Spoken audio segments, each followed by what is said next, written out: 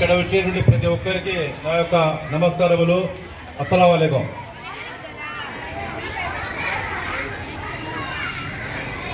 ముఖ్యంగా ఇక్కడ చూస్తూ ఉంటే మన హెచ్ఎం గారు కష్టపడుతున్నారు. ఉపాధ్యాయులు కూడా తగిన శ్రద్ధ తీసుకొని విద్యార్థులకు కొంచెం డిసిప్లిన్ మెయింటైన్ చేయాల్సిందిగా కోరుతున్నాను. ముఖ్యంగా నేను ఈ పాఠశాలకు వచ్చినప్పుడు ఒక ముఖ్య అంశాన్ని మీకోసం నేను చెప్పదలుచుకుంటాను. అదేమంటే ఈ కదిరి ప్రాంతంలో ఈ యొక్క ఉర్దూ పాఠశాల ఉంది అంటే ఈ యొక్క జాగా దాదాపు కదిరి నడిపొట్టునటువంటి దాదాపు 36 సెంట్ల వరకు జాగా ఉంది.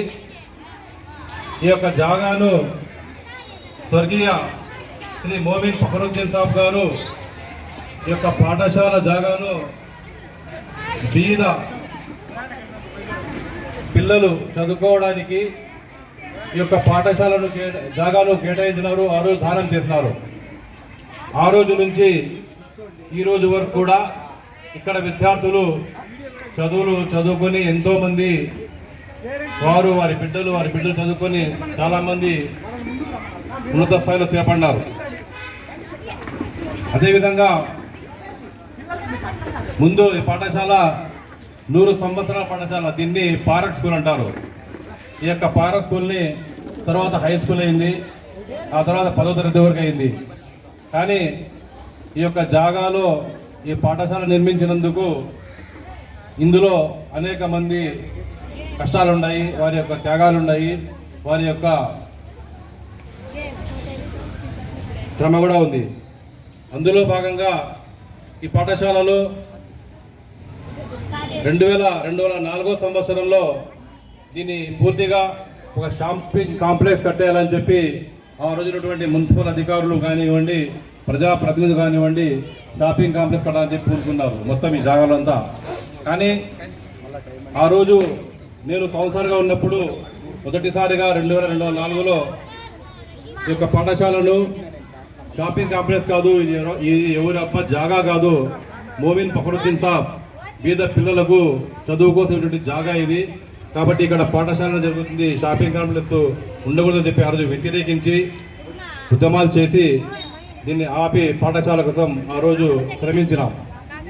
ఆ రోజు నుంచి 7వ తరగతి వరకు ఈ పాఠశాలలో పిల్లలు చదువుకుంటున్నారు. తర్వాత అదేవిధంగా 7వ తరగతి వరకు ఇక్కడ కొనసాగుతున్నప్పుడు అప్పుడు ఆలియా మేడం అనే హెచ్ఎం గారు ఉన్నారు. ఆ మేడం గారు కూడా ఈ పాఠశాల కోసం శ్రమించినారు. తర్వాత రెండవసారి నేను కౌన్సిలర్గా అయినప్పుడు 2014-19వ సంవత్సరంలో ఈ యొక్క పాఠశాలకు చాలామంది తల్లిదండ్రులు 10వ తరగతి వరకు రావాలా, ఈ పాఠశాల 10వ తరగతి ఉండాలని చెప్పి కోరుకుంటే ఆ రోజు కూడా మనమందరము 10వ తరగతి వరకు ఇక్కడ చాలామంది ఉర్దూ చదువుకుండే పిల్లలకు పట్టణ మధ్యలో మంచి ఒక వాతావరణాన్ని కళాశాల ఉంటుందని చెప్పి కోరుకుని ఆ రోజు 10వ తరగతి వరకు పర్మిషన్ కావాలంటే ఆ పర్మిషన్కి చాలామంది ఆ రోజు అడ్డు చేస్తున్నారు. ఇక్కడ 10వ తరగతి వస్తే ఇంకో పాఠశాలలో ట్రాన్స్ఫర్ లేకపోతారు, టీచర్లు లేకపోతారని చెప్పి. కానీ అప్పుడు ఆ రోజుల్లో కూడా నేను కౌన్సిలర్గా ఉన్నప్పుడు అప్పటి ఇన్ఛార్జ్గా ఉన్నటువంటి కందుకుంట ప్రసాద్ గారిని చెప్తే ఆయన కూడా ఈ పాఠశాల 10వ తరగతి వరకు ఆయన డిఓ గారిని మరియు ఉన్నత అధికారులను చెప్పి 10 వరకు ఆ రోజు ఆయన ఉత్తర్వులు రావడానికి చాలా కృషి చేస్తున్నారు. కాబట్టి ఈరోజు కూడా 10వ తరగతి వరకు కూడా అందరూ చదువుకుంటున్నారు. అదేవిధంగా తర్వాత ఈ పాఠశాలలో గోసియా మేడం గారు కూడా శ్రీమతి గోసియా మేడం హెచ్ఎంగా చేస్తున్నారు. ఆమె హయాంలో గత ప్రభుత్వంలో మనబడి నాడు నేడు కింద ఈ యొక్క అన్ని అందిస్తూ ఉన్నారు. ఏ ప్రభుత్వం ఉన్నా కూడా విద్యార్థుల చదువు కోసం ప్రభుత్వాలన్నీ పాటుపడుతూ ఉన్నాయి.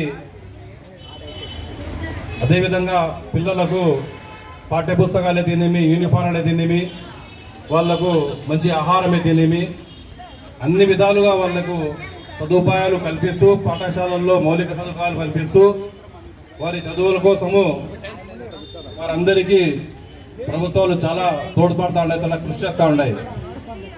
కాబట్టి తల్లిదండ్రులందరూ తమ తమ విద్యార్థులు తమ తమ పిల్లలు బాగా చదువుకొని ఉన్నత స్థాయిలో ఉండాలంటే మీరందరూ పాఠశాలకు వచ్చి ఇటువంటి కార్యక్రమాల్లో పాల్గొని నెలకొకసారి జరిగే విద్యా కమిటీ మీటింగ్లకు మీరందరూ హాజరై ఉపాధ్యాయులకు మీ పిల్లల చదువుల యొక్క గురించి తెలుసుకొని మీరందరూ కృషి చేయాలి, తోడ్పడాలి ఉపాధ్యాయులందరికీ. కాబట్టి ప్రతి ఒక్కరు కూడా ఇటువంటి కార్యక్రమాలకు తల్లిదండ్రులు హాజరై మీ యొక్క విద్యార్థుల మీ యొక్క పిల్లల భవిష్యత్తు కోసం మీరందరూ సహకరించాలి. అదేవిధంగా విద్యార్థులు కానివ్వండి, ఉపాధ్యాయులు కానివ్వండి, చెప్పేదేమంటే మనము భారతీయులుగా ఉన్నందుకు చాలా గర్వించాలి. ఎందుకంటే 120 కోట్ల జనాభాతో ఉన్న భారతదేశంలో అనేక కుల మతాల ప్రజలందరూ నివసిస్తూ ఉన్నాము. కుల మతాలకు అతీతంగా మనమందరము సహోదరభావంతో మన భారతదేశంలో బతుకుతున్నాము. కాబట్టి మన దేశం చాలా గర్వించదగ్గ దేశము, గొప్ప దేశము. ఎందుకంటే భిన్నత్వంలో ఏకత్వం గల దేశము, అతిపెద్ద ప్రజాస్వామ్య దేశం మంది.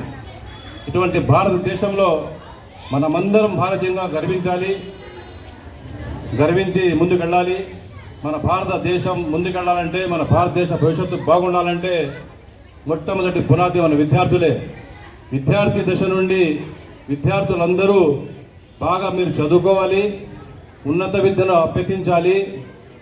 మీరందరూ ఐపీఎస్ అధికారులు, ఐఏఎస్ అధికారులు, అన్ని రంగాలలో మీరందరూ మంచి ఉద్యోగాలు స్థిరపడి మన దేశ భవిష్యత్తు మీరందరూ ఈ యొక్క దేశ భవిష్యత్తు బాగుండాలంటే మీరందరూ బాగా చదువుకోవాలి. ఇప్పుడైతే మీరు బాగా చదువుకుంటారో అప్పుడు మీరు ఉన్నత స్థాయి ఉద్యోగాల్లో ఉంటారు. ఉన్నత స్థాయి ఉద్యోగంలో ఉండి మన దేశ ఉన్నతాన్ని పెంపొందుతాం మనమందరం.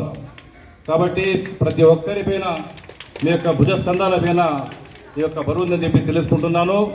కాబట్టి మనం అందరము ఉపాధ్యాయులు అయితేనేమి, ఇక్కడ ఉన్నటువంటి మనం నాయకులు కానివ్వండి, విద్యార్థుల తల్లిదండ్రులు కానివ్వండి, పిల్లల చదువుల కోసం ఆలోచన కృషి చేయాలి. ఒకరికొకరు పరస్పరంగా సహకరించుకోవాలి. ఏ ప్రభుత్వాలు ఏ నాయకులు ఉన్నా లేకపోయినా కూడా ప్రతి ఒక్కరు కూడా పాఠశాల అంటే ఒక దేవాలయంగా, ఒక మసీదుగా భావించి ప్రతి ఒక్కరు కూడా విద్యార్థుల చదువుల కోసం ఆర్నిషం కృషి చేయాలని చెప్పి తెలియజేసుకుంటున్నాను. ఈ అవకాశం ఇచ్చినటువంటి మన హెచ్ఎం గారు నాగరాజ్ సార్ గారికి, మరి ఇక్కడ వచ్చేసినటువంటి ఉపాధ్యాయులకు, తల్లిదండ్రులకు, విద్యార్థులకు, నాయకులకు ప్రతి ఒక్కరికి నా యొక్క నమస్కారములు. అస్సలాము అలైకుం.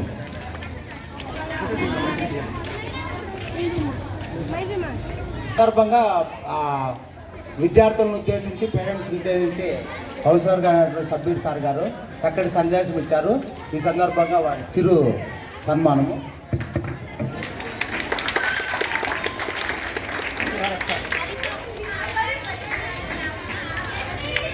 Hey,